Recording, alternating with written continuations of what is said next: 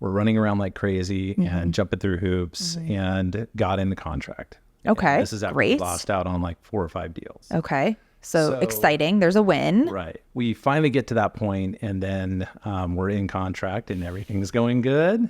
Everything's moving along. Until it's not. Then we started getting credit alerts on their credit.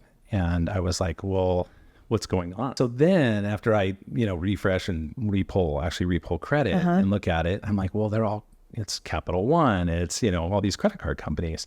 So as soon as I call them and tell them, hey, it's Capital One, it's, there was a Chase card, something, someone must have stolen and they're trying to open credit cards in your name. Right. It all comes rushing back. And he goes, well, when we were walking around, you could apply for credit cards to get T-shirts, and they were all World Series T-shirts. So they went through 6 different booths. Are you kidding me?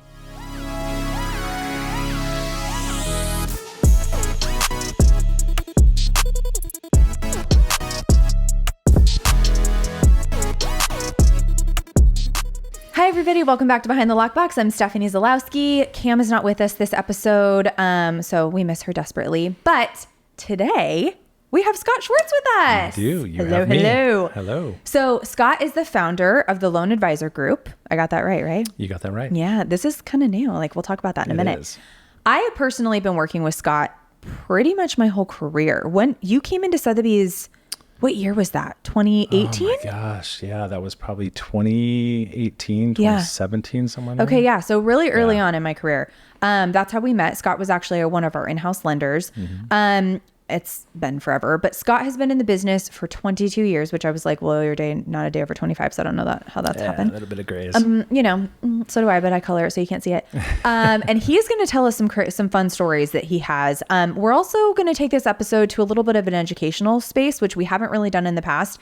But I think with the market changing and just everything going on right now, we could really benefit from this. So with that, welcome to Behind the Lockbox, Scott. Thank you. It's great to be here. Thank you for being here. So also, before we go any further, shout out to your beautiful wife, who I love and adore, Danielle. We love you. She's the best. Dinner date stat. Yes. We've been saying this. We're waiting. I'm just going to give you a date when we wrap here, and I'm coming over, me and Gwen. Yes. I'm going to let Gwen play with the boys. They can tire her out for me, and then she can tire them out for you. Right. And we can just sit in your backyard and have wine. And I'm very excited for that. All the boys things. Keep asking, when is Gwen coming over? Oh my God. They want a dog. So okay. Bad, I'm going out of town this weekend, but next week I'm coming over coming over. Okay. So when you walked in, we were kind of chatting. So let's first start with the story, because this will kind of take us into there's a gnat in here again today, and I'm going to kill it. It's chasing. This will kind of take us into a educational space, kind of, if you will. And with everything going on in the market right now, everyone's heard of the NAR lawsuit, and just look, we're coming off of a market that was very competitive. I mean, you and I got through deals that I don't even know, James. Right. I don't know how we got through awesome that deal. client. By the way, he's still working on permitting issues for that. Yeah, brutal. It's insane. I need to check in with him. Thank you for making me think of that.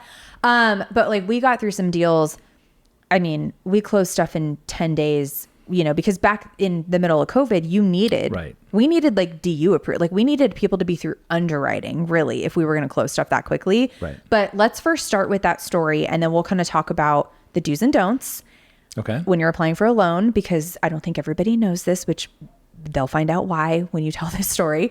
And then we'll kind of talk about what you guys can kind of get done, and we'll have you pimp yourself out and all the things. So perfect. Okay. So tell us the story, what happened? So, it's funny because we were talking about just what stories are out there and what kind of, things have happened. Cause I feel like on the real estate side, it's sexier, it's I don't know. We've had hoarder stories and ghost stories and poop stories and, all the things. So. But that's still sexier than credit stories, Probably. Yeah. Okay. But still, just stuff that's just popped up. I mean, there's always those random things, we're always on the receiving end of things that happened as far as, when someone goes into contract, and that's when everything is on the line. Yeah. And, you have to make sure that you're bulletproof once you get to that point, because my job is to make sure that you're covered and that your clients are covered. So especially when we're competing on deals, and it's been years. Right. I mean, we haven't been in a market in 6+ years. It hasn't. I mean, we're leveling now in terms of competing, but it depends on what micro market you're in, right? So you really need to kind of have your shit together when you are going house shopping. Right. You do.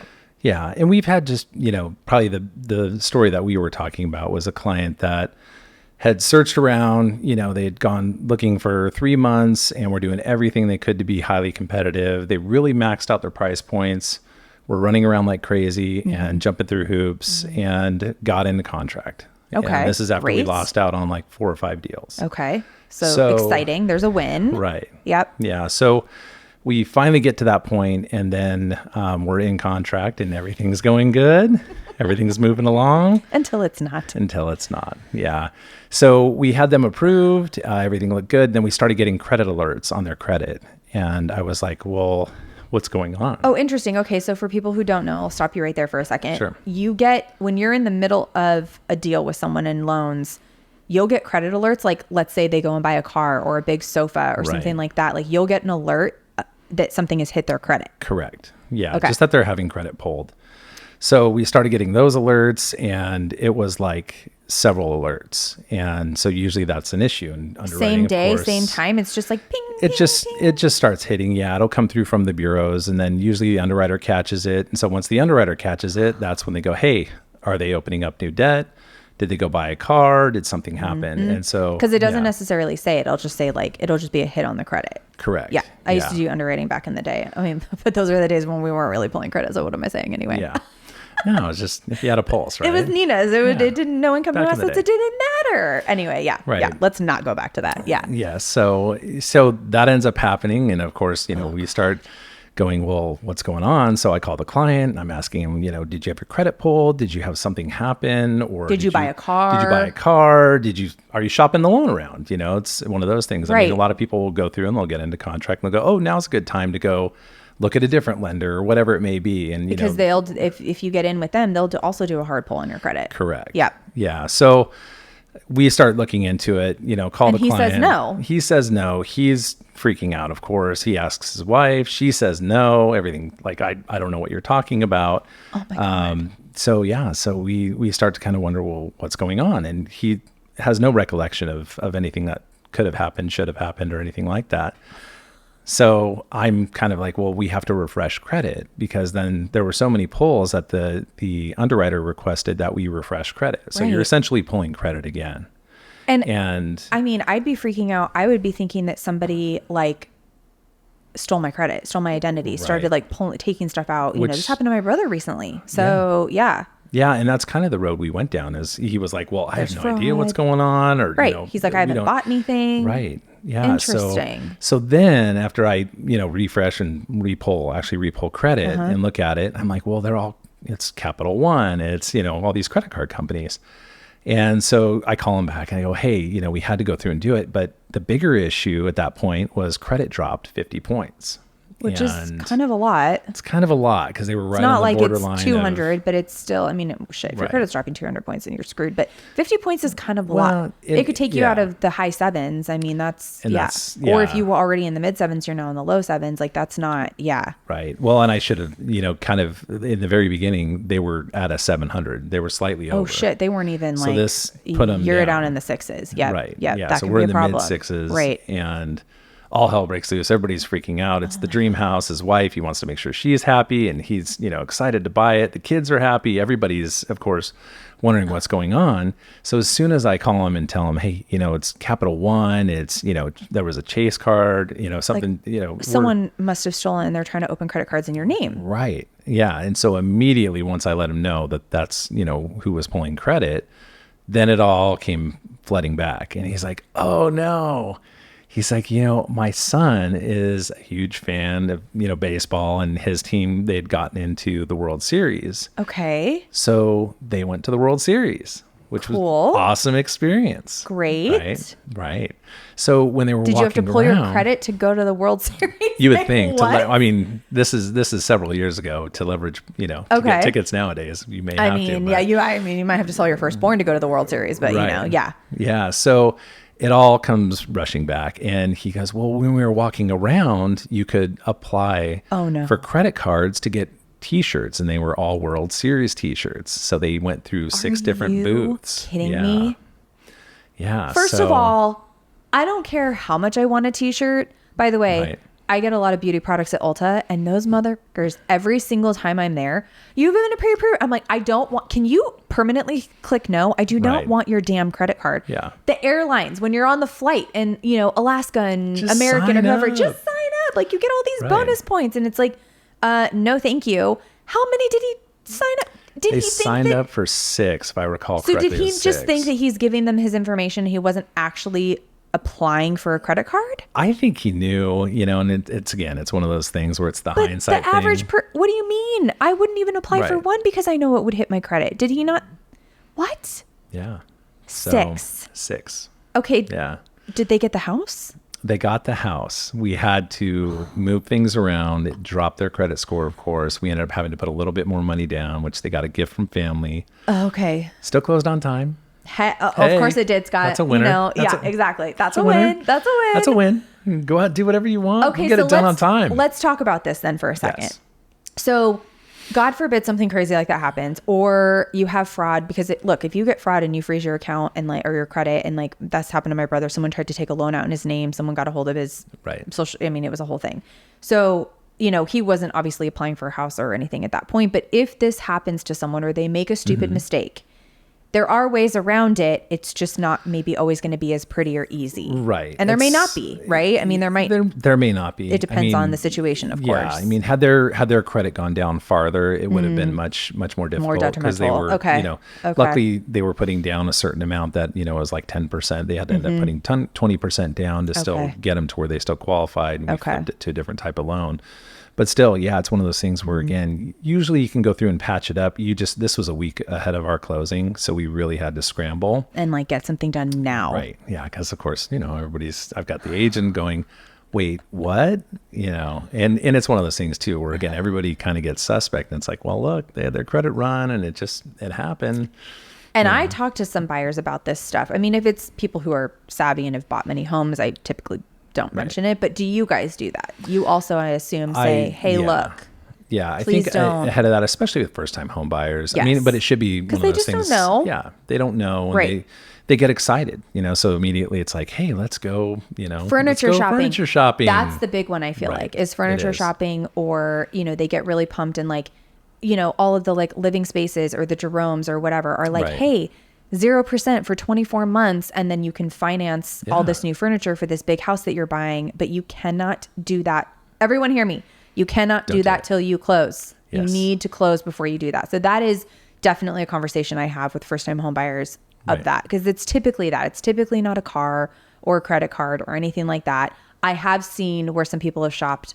Other lenders didn't even tell me. Right. And they're like, well, I'm like, why didn't you tell me then? It's okay to do that. Just don't. You need to let everybody know, you know? And that's still, you know, that is going to happen, or, you know, they're going to go put their deposit in and they'll go to B of A or Chase. And, you know, when they go there, of course, the loan officer is going to solicit them, and, you know, the personal bankers, they know that to go through and do that. Right.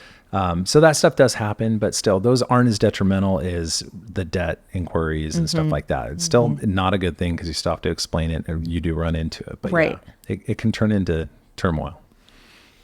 Man. Quickly. It's never easy. But they got some super cool shirts, you know?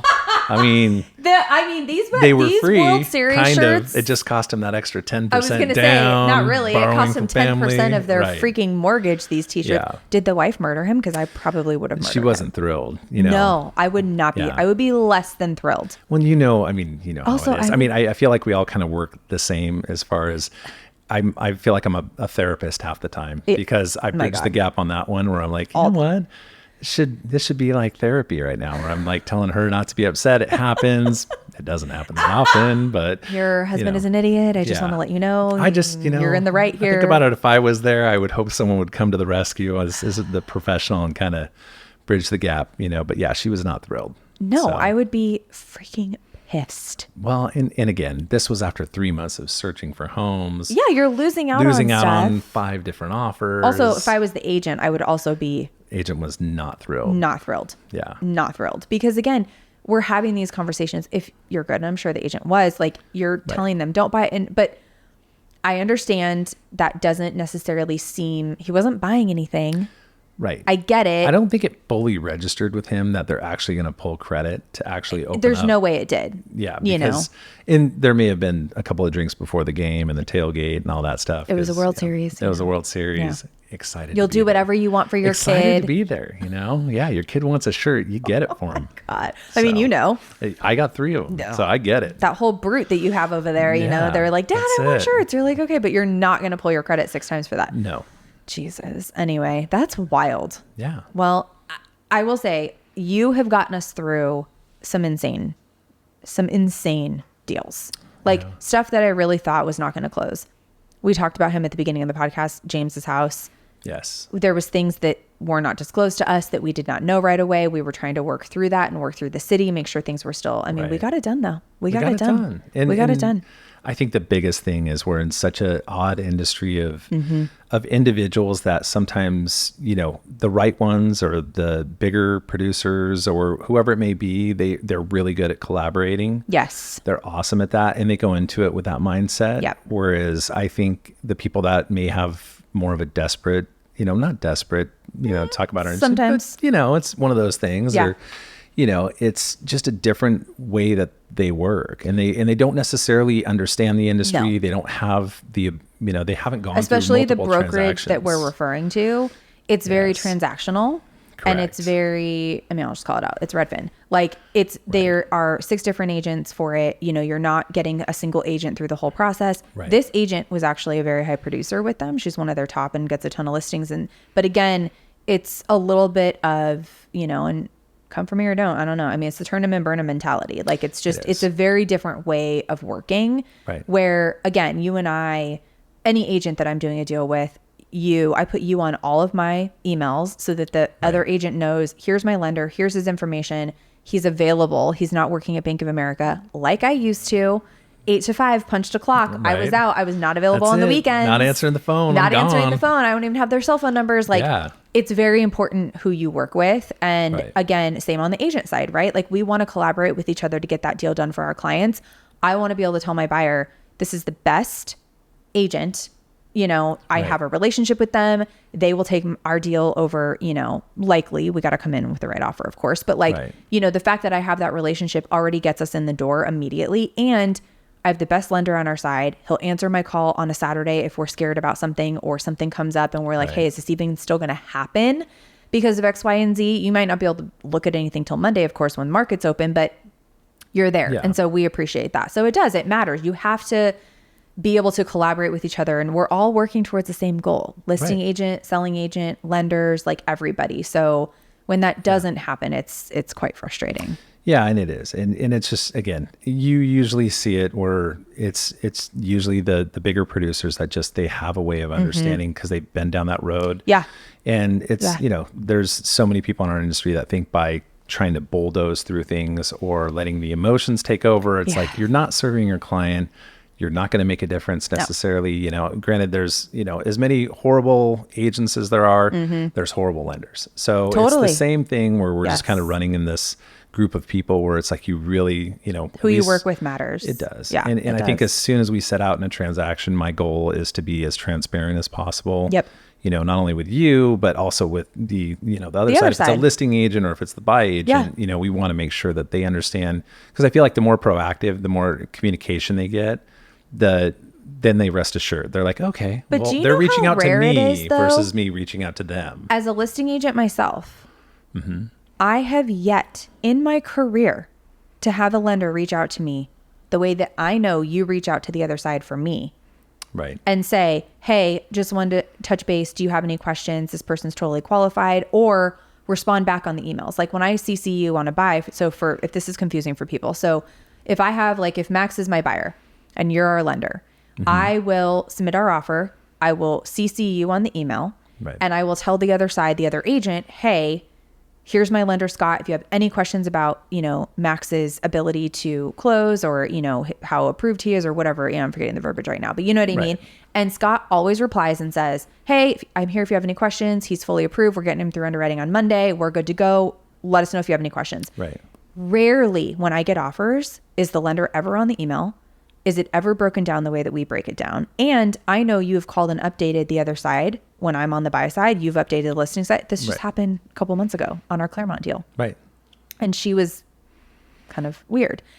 And you called me and was like, she was really rude. And I was like, what do you mean? We're giving her an update. Like what? Like this. And it's just like, it's so funny to me because again, we're all on the same side and the collaboration matters. But my clients never knew any of that because that's our job. It's our job to just hold it together and to keep the peace and to keep it them smooth. Towards seamless. When we were going through our stuff with James, I mean, James knew, because of course he was in the deal and like whatever, he knew some of the stuff that we were going through, but he did not know what you and I were dealing with on the other side. Right. I don't even think he might listen to this now and be like, what happened? Like, a lot of volatility. I know. A lot of volatility. Oh my God, it was insane. And therapy. See, that's where you and I call and we talk and tell this person. Yeah. Like, I mean, the you need a sounding board, You do. And the screaming and the yelling. And I was like, this is so unnecessary and also so unprofessional. Like, what is happening right now? But it happens. But again, that's where the collaboration matters. And like, we need each other to kind of be on the same side and each other's sounding board. And so, I mean, I got to tell you, like when I have a buyer who's like, yeah, I already have a lender. I'm like, no, you don't. I love to hear it. No, you don't. I have your lender. And they're like, well, no, it's with Chase Bank. I'm like, no, it's not. Yeah. Well, and again, I think it's the comfort of it, right? So people think big, giant, established group, they're going to make sure they've got the best everything. And they just don't understand that, how things work. And it's tough for people to understand because they see what they see. It's just like anything else right now in our world. You see what you see and that's what you feel well, is and the a lot right of thing. times these big banks are offering better rates, right? But not always. Because doesn't that come with, isn't there caveats to that where people say, well, I saw in the news or I saw on this newspaper that they're offering, let's just say right now, 5.5 or 6, where what are rates right now? 6. Rates from the mid to low 6s. That's what I thought. Yeah. So like, they're like 5.75, but you sometimes have to have like a certain credit score or so much money in the bank or whatever. So you may not qualify for that particular rate. Yeah. So there's just a lot of caveats there, I think, too. And again, let me say this for the people in the back. The people at big banks only work Monday through Friday, 8 to 5. Right. Scott and I, unfortunately, are 24/7. Yes. Behind the Lockbox is sponsored by Property Showcase Group. Property Showcase Group has a team of creatives, directors, producers, editors, marketing specialists, and designers that work in tandem to tell and share stories of the built environment. Whether you're looking for full-service production or simply just need content creation, Property Showcase Group can help take your business to the next level. To learn more or to contact Property Showcase Group to schedule a consultation, you can find them at propertyshowcasegroup.com. That's spelled PROPERTYSHOWCASEGROUP.com. PropertyShowcaseGroup.com. I'm back to talk about our sponsor and producer, Property Showcase Group. This is for all my agent and affiliate friends out there. Property Showcase Group has a special offer for you. The first 3 agents to email Property Showcase Group at teampsg@propertyshowcasegroup.com will get 1 month free of social media management using code LOCKBOX. That's right, 1 month free. And they're offering 20% off your first video production using code LOCKBOX. For more information, contact Property Showcase Group at teampsg@propertyshowcasegroup.com and don't forget to use code LOCKBOX or mention this podcast. It's awesome on vacation. On a fishing boat in Alaska. I just talked to him. I'm like, where are you? He's like, we're on the fishing boat. I'm like, I will call you later. Yeah, like, it's like as soon as I'm leaving, I'm like, necessary. oh, I still got service. I can still keep going until it drops off. And then you're like, oh, well, now we're out in the middle of the ocean. Oh, well, nothing I can do. But no, it's true. I mean, again, and a couple weeks ago, we did a podcast. Cam and I just did a solo episode. And I had pulled a couple agents in the industry of like, what are some mistakes they've made early on in the industry? Right. And a couple people said setting boundaries and like making sure that we're not working twice. So we do. We try to like, take some, but the fact that like you and I can communicate when we do at 9 p.m. I'm like, I'm so sorry. Please tell your wife I'm sorry. I just have a really quick question because this client's asking me and they're a great client. And I want to give them an answer. You answer. I can't get that with a big bank.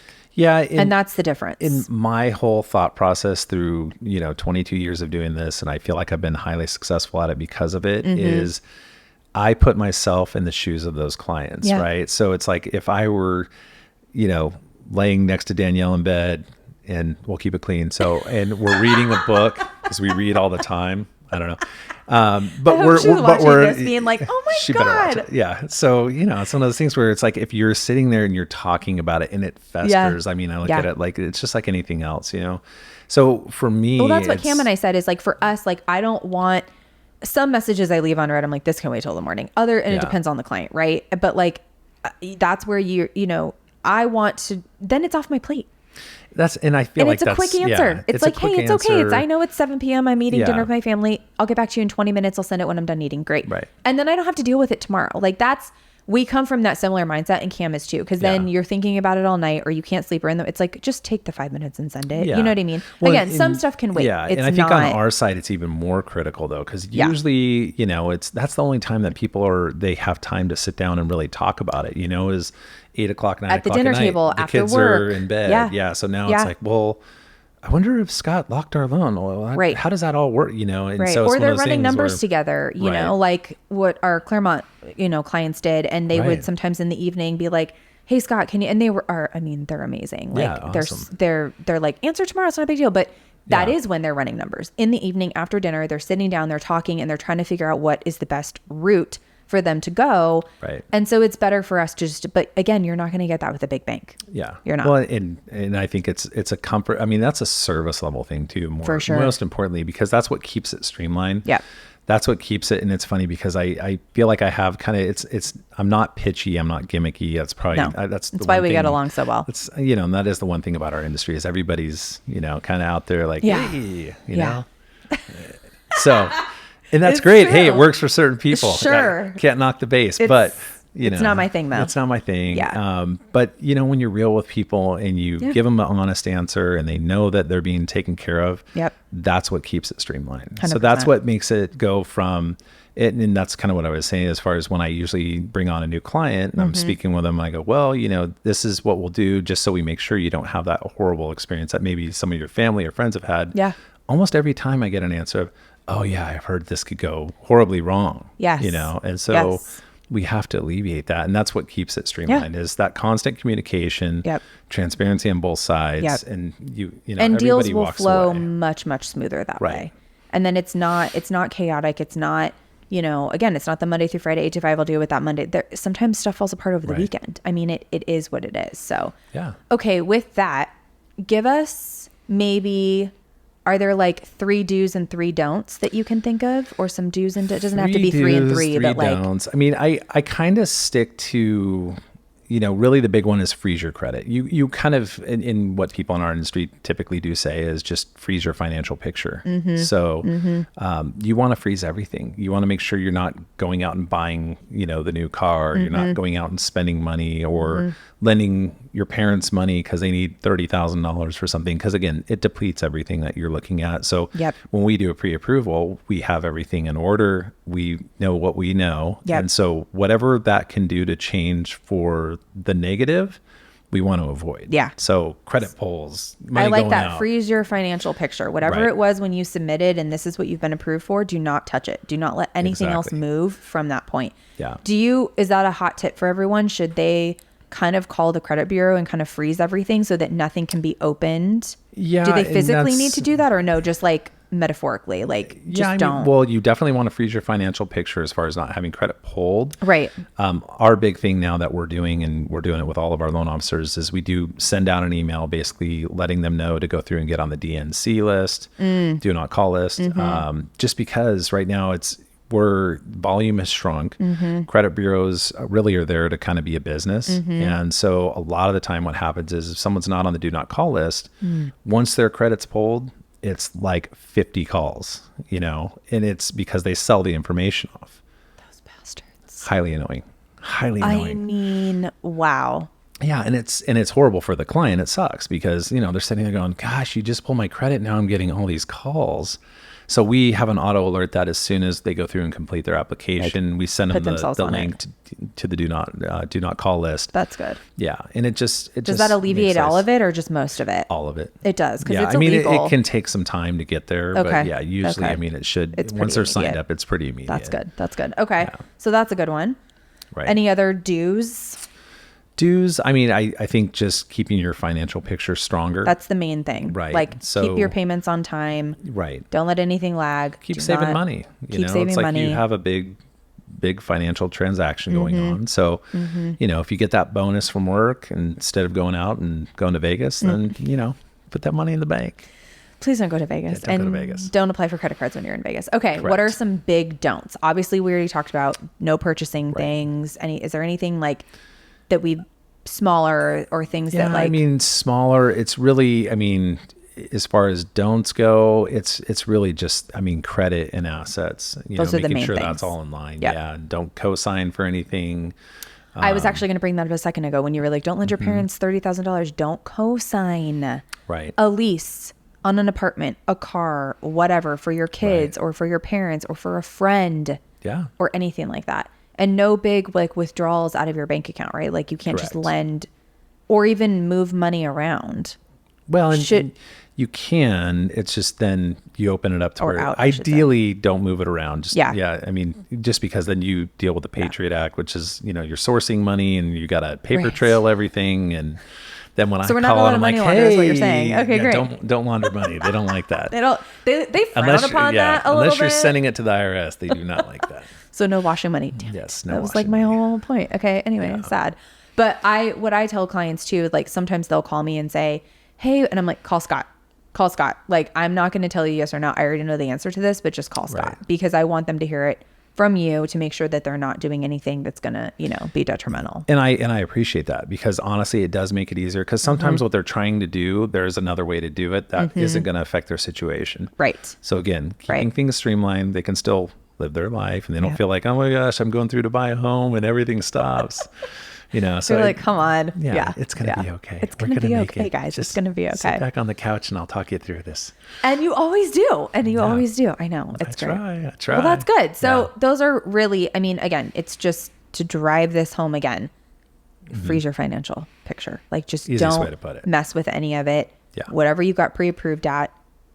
And before you do anything, call Scott. And if Scott doesn't answer, call me. Yes, but I'll answer. He'll answer. Trust me, he'll answer. I'll answer. I'll text. One of the two. Is there any other hot tips you want to give or do you want to play a game? I'll do quick hot tips. And then do we play a game? Yeah. And that might like this might incite some stuff for you too. So yeah. Okay. What's another hot tip? Hot tip. I would say the big thing that we always talk about, quick closings. I think that's and you know that is honestly that's the name of the game in real estate. I mean, if you can do it fast and you can get it done better than anyone else, even in the market that we're in right now, because we're kind of in this. Even more so, I think, honestly in the don't even market know. we're in now. Because volume's down. Underwriters aren't as busy. You know, it's one of those things where you can really move volume fast and get it done quick, and you're not dealing with the big direct lenders, the big banks. I mean. I'm on the brokerage side, so of course I'm biased, but I just do you know how many times we've beat out cash offers, you and I? Yeah. Quite a few.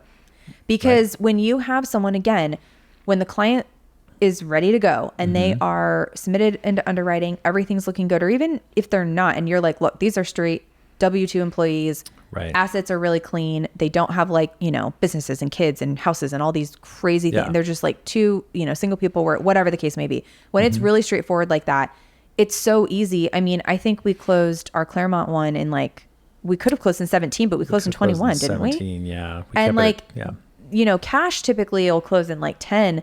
I think you and I have closed one in like 12 before. We've closed one in 12. I mean, we can close quickly when the client is ready to go. So I agree. I mean, even because there's been so many people over the last few years that have been paying cash and beating clients out. And, you know, this also goes back to relationships. There's been so many times where I know the agent on the other side and I'm like, look, you know as well as I do. And by the way, the Claremont one was one of them because it was an investor that came in, offered more. Then when they ran the numbers and it didn't pencil, we got the deal. And we weren't that far below. We were over asked, but we weren't that far below. I think we were like $5 or $10,000 under the investor, but the investor was cash and wanted to close in like 10 days. And I was like, hi, we're not cash, but we might as well be. We can close in 12 days. Right. And we were going to waive the appraisal because it wasn't even necessary. And we were coming in and like, we just wanted to do our due diligence, 7 days of inspections, and that's it. And so there's been so many times where that's been beat out, and she had no other offers. It was just those two. So it wasn't like we were competing in the days of like 15 to 20 or 30, which by the way, I never want to go back. That was fucking insane. Yeah. But we got it done.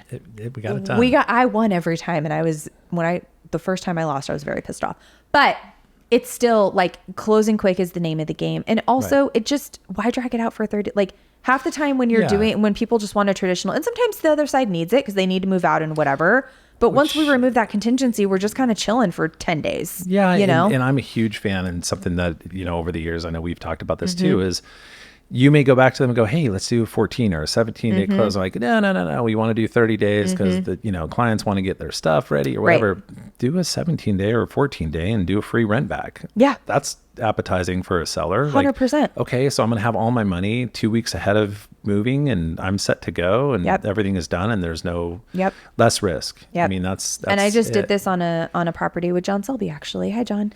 We did that where we were able, I don't think they were it was trust. So it was cash. But it was, you kind of taught me some of that, because it was one of those things where the seller needed like almost a month. And I was like, look, we can't. So it was terms here. A, I knew John, I had the relationship, and B, it was terms. And so it came to where I said, look, we can only come to like 1.9, right? We're not going up to 2. And the other offer beat us out at 2.1. And 24 hours later, he called me because I forced myself in the door with a backup offer, and we got accepted because we were cash. And I was like, we can close in 10 days. And they're like, well, hold on, we need a free rent back. And I was like, fine, we'll close in 17 and we'll give the seller 30 days free rent back. Perfect. But we could have done that with a loan. It's the same thing. So like, you got to kind of think outside the box and and you want the deal to close. You don't want anything to kind of happen on the sell side. And locking the rate, you know what I mean? Right. If we get a really good rate lock, let's just close the deal and get that done for the buyer, and then give a rent back. And get a 15-day lock versus 100%. A 30-day lock. Yep. It's all those things that benefit the client. Yep. And you're benefiting all parties. And again, it goes back to the professionals versus the people that don't necessarily do it at the higher volume. Yeah. So they don't get as creative. Right. It's just like, well, we're supposed to do a 30-day close, and no, 21 days, that's really fast. But it's like, well, why don't you do 14 or 17 and just do free rent back? I mean, how many times do we get on the phone and I'm like, what can we do here? And you're like, okay, let's think about this. Like, we brainstorm that stuff all the time. So it's imperative. Yeah. Yeah. And that's the communication side of this. That's what makes it work. Yeah. And having good partners and vendors. And so anyway, so everybody. We should take a picture back to back. We really should. Is that going to be our new logo together? Okay. I think so. I think so. Okay. Sign me up. Do you want to play a game? Let's play a game. Okay. So this game is called Punch List because we hit you with 3 questions. Oh, Lord. So cute, right? See how quick I can be on my feet. I don't know if you'll have one of these, but you can also give me this like in life, because maybe something happened to you, not at work. Okay. What is the most embarrassing thing that's ever happened to you in front of a client? I mean, you don't see a lot of clients like front-facing like that. Or just in general. Gosh, that's Did you fall off the fishing boat one time, or, I'm going to have to come up with something. I mean, what can I... What about when you and Danielle were first dating? Anything embarrassing happened there? Do we need to phone a friend? Do we need to call Danielle? I do need to phone a friend. As you can see by my gaze, I'm like, I'm so careful not to do dumb stuff, but I know I've done a whole lot of dumb stuff. Oh my God. We should really call Danielle. Okay, let's go to the next one. Think about that one, okay? Yes. What's your biggest pet peeve? This can be in life or in the business. Biggest pet peeve is, I think, a lack of professionalism. I mean, it's more of not just a lack of professionalism when you're dealing. I mean, it's like people that talk over you. Danielle will immediately spout that one out if she was sitting in the back. She'd be like, people that talk over him. It's true. It is. For some reason, it's like communication and dialogue when someone just keeps pushing through it and they don't let you kind of get your point across. They just want to hear themselves talk, or they're thinking of the next thing they're going to say. So they're not even listening to what you're saying. And I'm not compassionate enough to go, maybe that's going on in their head. Usually I'm just like, don't talk. That's rude. That's rude. And excuse me, I'm not finished. Yeah, exactly. Yeah. It depends on the person for me. Sometimes I'm like, okay, I can see what's happening. And then other times I'm like, are you done yet? Or even like the agent that we were, referencing. And again, she was busy, I'm sure, but it's like when you call with good news, and again, I'm a people pleaser at heart. So Same. It's like I'm calling for a purpose, and I'm not just calling just to call you because I got the free time. And she's literally like, what? And she's like, what? Yeah. It's like, well, I just want to let you know so you could tell your sellers everything looks good and we're cleared to close. Great. It's like, okay. Awesome. Have a great day. Yeah, Bye. Take care. Yeah. So. It's tough. And I think we've kind of I'm hoping just with everything going on in our world right now, with all the new rules and laws that are coming into place, I do think some of that's going to be weeded out, which is good. Yeah. So. And I think we're already seeing that on both sides. For we're sure. seeing that on the lending side too. You're seeing a lot of people not renew licenses and stuff like that. And that's, hey, it happens. It is what it is. I'm really interested in this one. If you could do anything other than what you're doing now. So normally it's like, if you could be anything other than a real estate agent, what would you be and why? What would you do if you weren't doing lending? If I wasn't doing lending, because you've been doing this your whole adult life. I have. If I could do anything, money's not an object. Honestly, I would try and do stand-up comedy. You would? I would. I'm always like professional and polished in front of everybody. Oh, but I know there's like I'm aware. This is why you need to come over and have dinner and wine. I'm going to be asking for a show when I get there then. I'm going to give you one sip of wine and be like, go, dance monkey. Well, there's a deeper side. I mean, I have thought about doing improv or some of that, but I'm like too scared. Like, I mean, okay, my mom thinks I'm like so funny, but like she's my mom. I'm always like, my mom thinks I'm the funniest guy in the world. The funniest. She thinks I'm the best looking too. So and the tallest. It's like, you are the tall. You walked in and Max was like, Max, how tall are you? Where do we put the camera? 5'8". Okay. He literally puts the thing like past him. He's like, I'm just going to overshoot right here. I was like, no, Scott's throne, like you're even taller than the throne, basically. I know. That's so funny. Can you please make this something? Please. Trust me, Danielle's all over me because when I have a couple drinks, I tend to oh my God, do I can't impersonations wait. and things okay, everyone, run wild. I will film it when I'm at his house for dinner and then we'll throw it up on a reel, okay? Yeah. Yes. Scott, thank you so much for being here. Very quickly, tell everybody where they can find you. Pimp yourself out. You can find me at loanadvisorgroup.com. My email is swartz@loanadvisorgroup.com. And my cell number, which you can always get me on, is 858-342-8898. And if you need his number, you guys can call me and I'll give it to you. Yes, definitely. Thank you so much for being here. This was so much fun. I hope you guys learned something. Please don't forget to rate, follow, subscribe, share, review, all the things. And we love you and thank you for your support. And we'll see you next week. Bye.